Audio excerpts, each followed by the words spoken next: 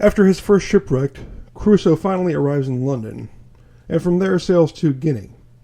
He is captured and sold as a slave, escapes, and settles in Brazil, where he buys land and develops a plantation. After 4 years, he sails on a voyage to Guinea, but the ship strikes a sandbar in an unknown island, and he is the only survivor. I was now landed and safe on the shore, and began to look up and thank God that my life was saved, in a case wherein there was some minutes before scarce any room to hope. I walked about on the shore, lifting up my hands and my whole being, as I may say, wrapped up in the contemplation of my deliverance, reflecting upon all my comrades that were drowned, and that there should not be one soul saved but myself, for, as for them, I never saw them afterwards, or any sign of them, except 3 of their hats, 1 cap, and 2 shoes that were not fellows. After I had solaced my mind with the comfortable part of my condition, I began to look round me, to see what kind of place I was in, and what was next to be done, and I soon found my comforts abate.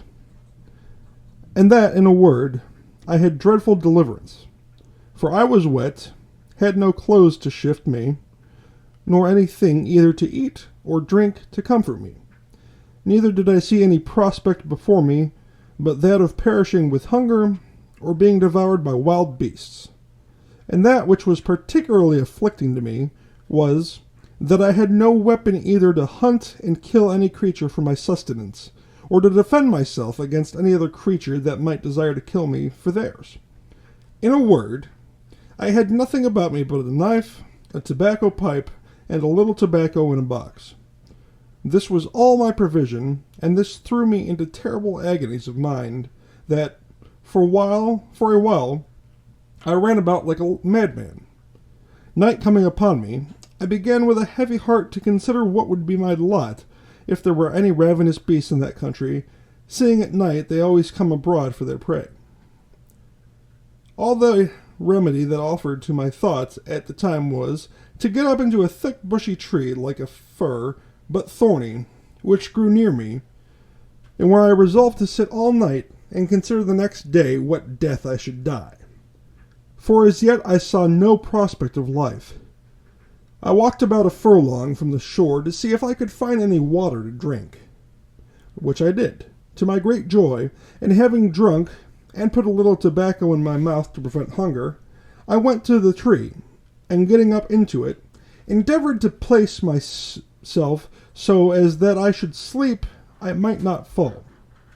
And having cut me a short stick, like a truncheon, for my defence, I took up my lodging, and having been excessively fatigued, I fell fast asleep, and slept as comfortably as I believe few could have done in my condition, and find myself in the most refreshed with it that I think I ever was on such an occasion.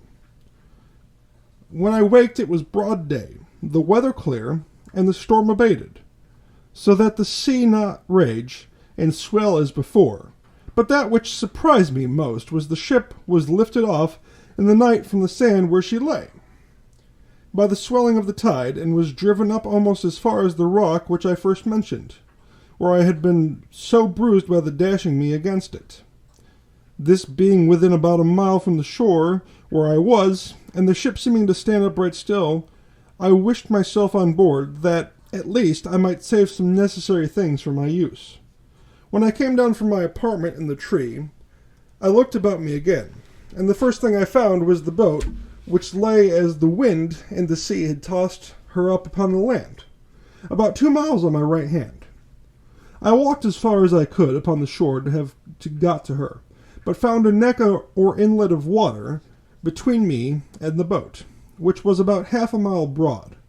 So I came back for the present, being more intent upon getting at the ship, where I hoped to find something for my present subsistence. A little after noon, I found the sea very calm, and the tide ebbed so far out that I could come within a quarter of a mile of the ship, and here I found a fresh renewing of my grief, for I saw evidently that if we had kept on board, we had been all safe.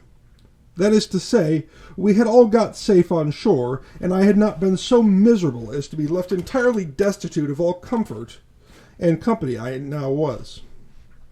This forced tears from my eyes again, but as there was little relief in that, I resolved, if possible, to get to the ship.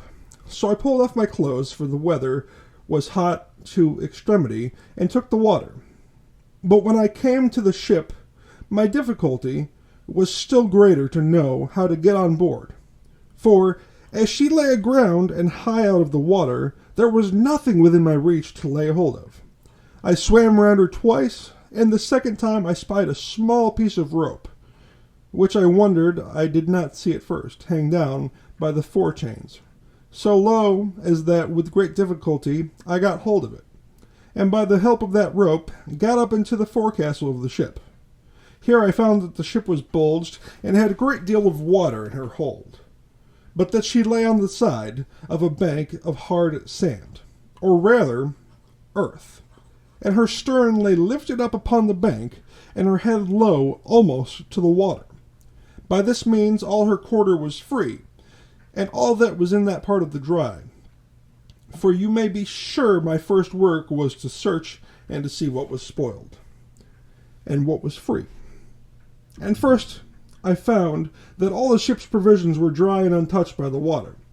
And being very well disposed to eat, I went to the bread room, and filled my pockets with biscuit, and ate it as I was about other things, for I had no time to lose. Now I wanted nothing but a boat to furnish myself with many things which I foresaw would be very necessary to me. It was in vain to sit still and wish for what was not to be had, and this extremity roused my application. We had several spare yards, and 2 or 3 large spars of wood, and a spare topmast or 2 in the ship. I resolved to fall to work with these, and flung as many of them overboard as I could manage of their weight, trying every one with a rope that they might not drive away. When this was done, I went down to the ship's side, and pulling them to me, I tied 4 of them fast together, at both ends as well as I could, in the form of a raft, and laying 2 or 3 short pieces of plank upon them crossways, I found I could walk upon it very well, but that it was not able to bear my great weight, the pieces being too light. So I went to work, and with the carpenter's saw I cut a spare topmast into 3 lengths, and added them to my raft, with a great deal of labor and pains, but hoped of furnishing myself with necessities encouraged me to go beyond what I should have been able to have done upon another occasion. My raft was now strong enough to bear any reasonable weight. My next care was what to load it with, and how to preserve what I laid upon it from the surf of the sea. But I was not long considering this. I first laid all the planks or boards upon it that I could get, and having considered well what was most wanted, I first got 3 of the seamen's chests, which I had broken open and emptied, and lowered them down upon my raft. The first of these I filled with provisions, namely bread, rice, 3 Dutch cheeses, 5 pieces of dried goat's flesh, which we lived much upon, and a little remainder of European corn, which had been laid by for some fowls which we brought to sea with us, but the fowls were killed. I had been now 13 days on shore, and had been 11 times on board the ship, in which I had brought away all that one pair of hands could well be supposed capable to bring. Though I believe verily, had the calm held, I should have brought away the whole ship piece by piece. But preparing the 12th time to go on board, I found the wind began to rise. However, at low water, I went on board, and though I thought I had rummaged the captain so effectually that nothing more could be found, yet I discovered a locker with drawers in it, in one of which I found 2 or 3 razors, and 1 large pair of scissors, and some 10 or dozen of good knives and forks. In another I found about 36 pounds value in money, some European coin, some Brazil, some pieces of 8, some gold, some silver. I smiled to myself at the sight of this money. "O drug," I said aloud, "what art thou good for? Thou art not worth to me. No, not the taking of the ground. One of those knives is worth all this heap. I have no manner of use for thee. Even remain where thou art, and go to the bottom as a creature whose life is not worth saving." However, upon second thoughts, I took it away, and wrapping all this in a piece of canvas, I began to think of making another raft. But while I was preparing this, I found the sky overcast and the wind began to rise, and in a quarter of an hour it blew a fresh gale from the shore. It presently occurred to me that it was in vain to pretend to make a raft with the wind offshore, and that it was my business to be gone before the tide of the flood began. Otherwise, I might not be able to reach the shore at all. Accordingly, I let myself down into the water and swam across the channel which lay between the ship and the sands. And even with that difficulty enough, partly with the weight of things I had about me, and partly the roughness of the water, for the wind rose very hastily, and before it was quite high water, it blew a storm. But I was gotten home to my little tent, where I lay with all my wealth about me very secure. It blew very hard all that night, and in the morning when I looked out, behold, no more ship was to be seen.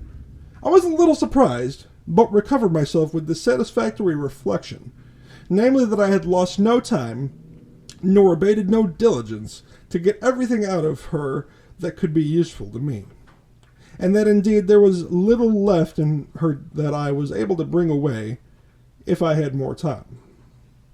I now gave over any more thoughts of the ship, or anything out of her, except that what might drive on shore from her wreck, as indeed divers pieces of her afterwards did. But those things were of small use to me.